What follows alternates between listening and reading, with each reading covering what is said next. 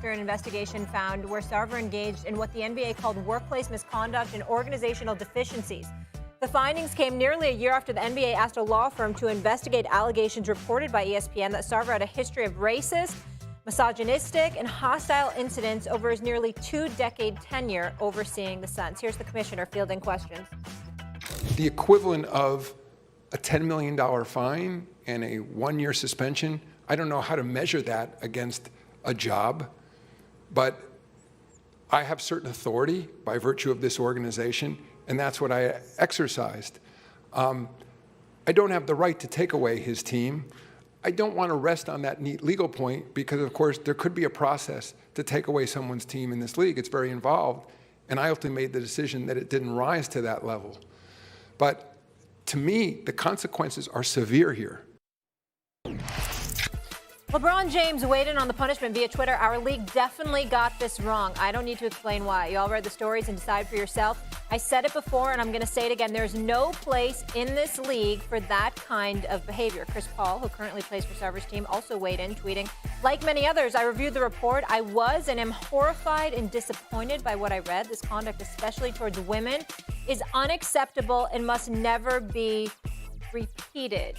Stephen A., are you satisfied with the explanation that you got from Silver? No, I'm not. But I'm not satisfied with LeBron James and CP3's response either. Allow me to explain. First things first. Adam Silver, I haven't spoken to him yet. I'm looking forward to having a conversation with him about this. He looked more uncomfortable than I've ever seen him. What I deduced from that, without having talked to anybody about it since that press conference yesterday, was that Adam Silver, I don't know what happened. I want to be very, very clear about that. Again, I haven't spoken to anybody. But he looked like somebody who was forced to take a position and justify something that he wished himself could have been more harsher. I think that we learned yesterday, we were reminded rather, that Adam Silver has NBA owners to answer to. Because the Adam Silver that we know and love,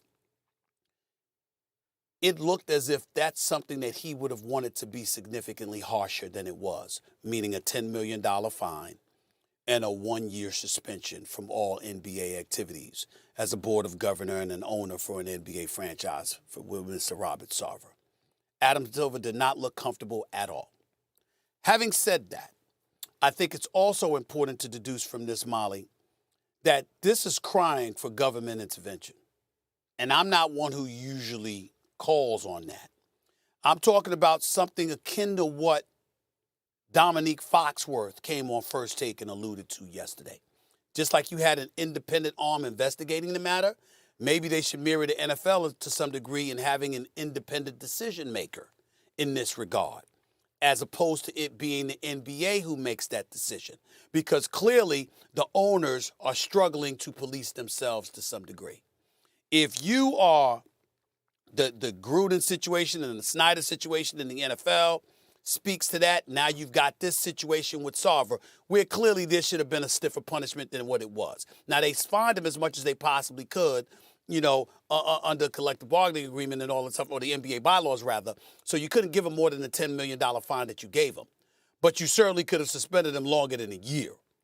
You could have definitely done that. Maybe he would not have been banned for life. Maybe he could have. Maybe Adam Silver wanted to. Maybe he was denied the opportunity to do so.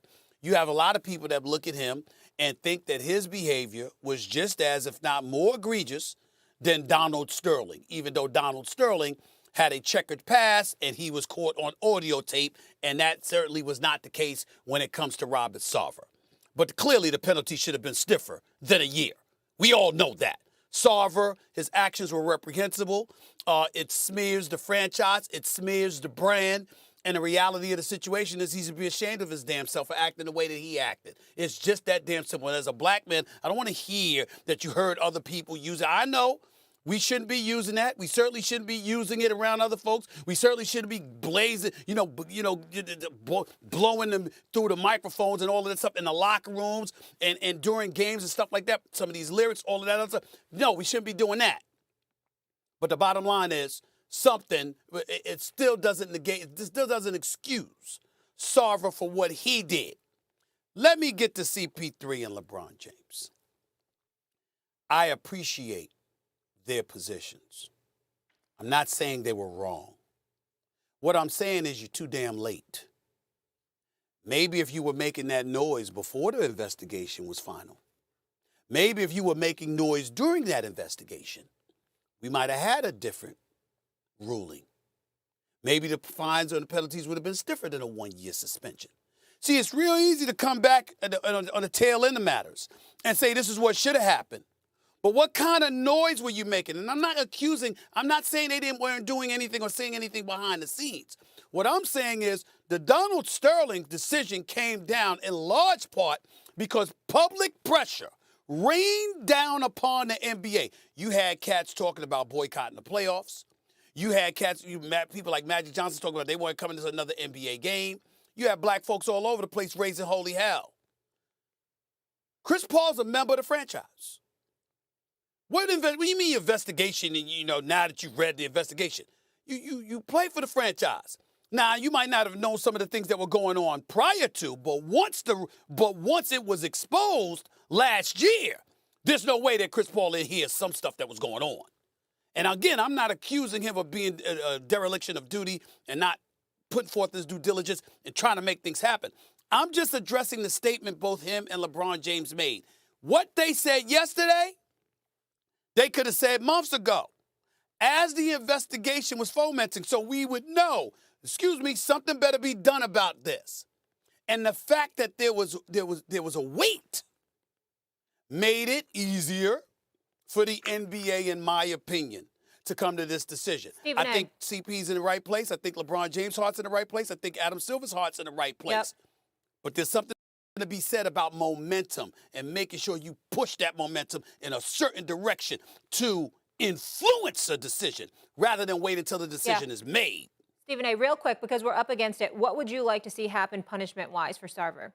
I think they work him in, right? Listen, much like the difference in philosophy in Green Bay, they're forcing their young guy to play a lot because the depth that they have at the receiver position. Corey Davis always drops a ball or two, but he had a decent game. Elijah Moore is good. They trust Braxton Berrios. But I just really believe that they're going to take the step. And it's tough when you have your right tackle move to left tackle and then move right back to right tackle and then move back to left tackle. Remember, Vera Tucker last year was an outstanding left guard. Bart, stop. Too much I hear you. Bart, I mean, Myles Garrett plays on the other side. I watched the Jets' offensive line. Yes. You're talking about immobile quarterbacks. Yes. Joe Flacco couldn't run from where I'm sitting to where you're sitting in 5 seconds, and I can reach out and touch you. Right. So I hear you on the defense. It was much better. The Browns are a 6.5-point home favorite, by the way, for those paying attention. Right. And I want more than anything in the world for this to be right. The defense is not what I'm worried about. Yeah. But the kicker's got to make a kick, and the offense has to do something. Yeah, musical chairs, though, right? It's tough when you have offensive linemen moving all around. I think they kind of settle it up. If they're smart, they're going to put a tight end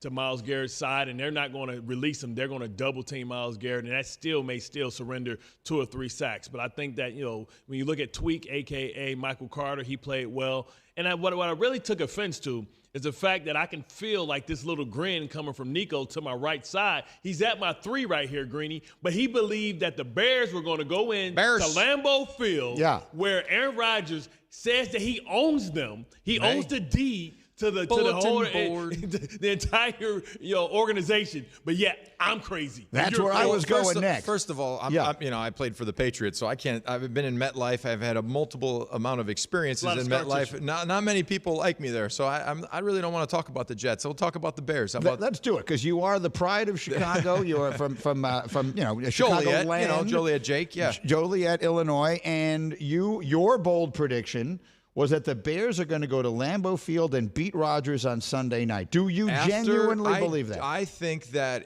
you're catching the Green Bay Packers at probably the worst that I can. From my most recent memory, when's the last time you've seen the Packers look as bad as they did against the Vikings, a division team in which Rodgers even said before that game, that matchup, well, I haven't had much challenge in the division. No, so he talks his stuff. He talks his stuff. Look, I agree with you. I have been down on the Packers like crazy. I just don't know how high I am on the Bears. The offensive line, obviously has issues. The receiving core, they have issues with young players, the timing. Even Rodgers Bay said you're talking about Green now, Bay, yeah. yes, Green 'cause Bay. I thought he was talking about Chicago when you talk about offensive line. Hey, issues. it's going to be a bad. I'm saying the Green Bay Packers. Aaron Rodgers was interviewed today or yesterday. He was talking about the timing is off. The receivers have to get open. I've never seen him take as many hits as he took against the Vikings. So with that being said, I think that the Bears got a young quarterback.